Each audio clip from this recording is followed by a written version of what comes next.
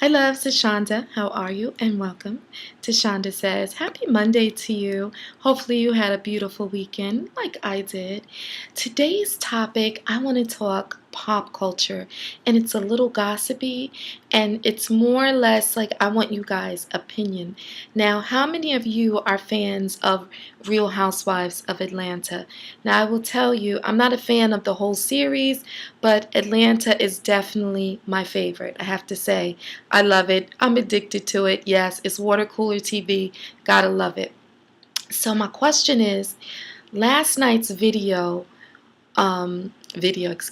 night's episode was very, very intriguing to me because they talked about Candy and how Candy's mom has been reacting to her impending nuptials to Todd, who is her fiance, and her mother went on to telling her she don't trust him. She feels he has ulterior motives, that he's just living off of her and her money, and then went into saying this is your house. He didn't help pay for this. He didn't help pay for that. And I have to tell you, when I saw that, when you go on a reality show, you're already saying, listen, dig in my business and put it out there. But I have to tell you, I felt so bad for Candy. Now, I will say this, I'm a mom.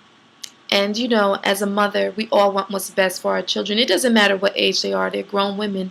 We want what's best for our children. And we want them to be with someone who's going to love them and be able to provide for them and protect them.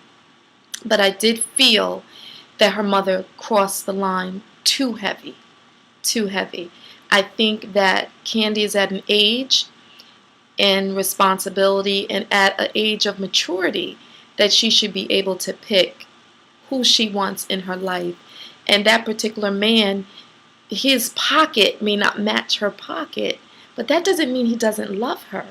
And that doesn't mean that he's not providing for her emotionally.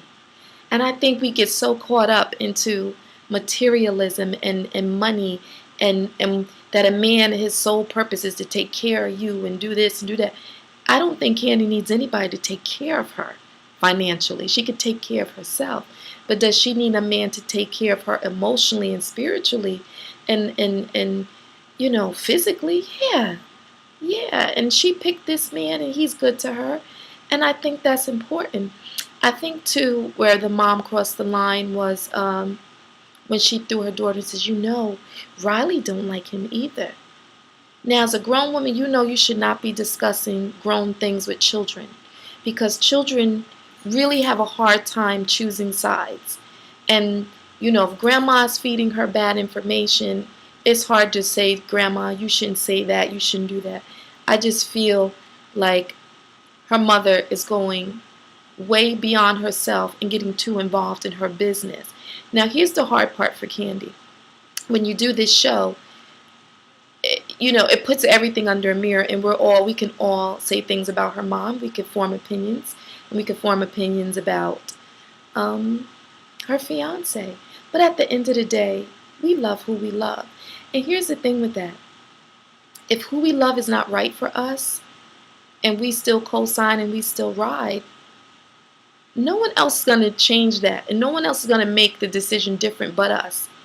If it's bad for us, we come to a place of, tired of being sick and tired, and we make a decision and we make a choice, a personal choice. But at the end of the day, you guys know, can't nobody tell you about your man. Can't nobody tell me about my man. And can't nobody tell, I can't tell you about your man. Who knows our men or our women better than ourselves?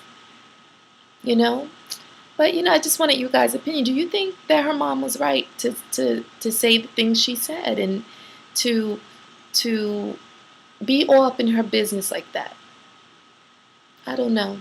I like Candy. I love the hard work that she's put into being a boss and being a brand and being an independent woman.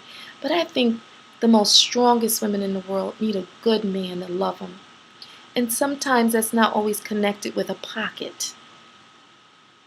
Because, honey, let me tell you, sometimes men with money, you pay the price for that. Believe me when I tell you that.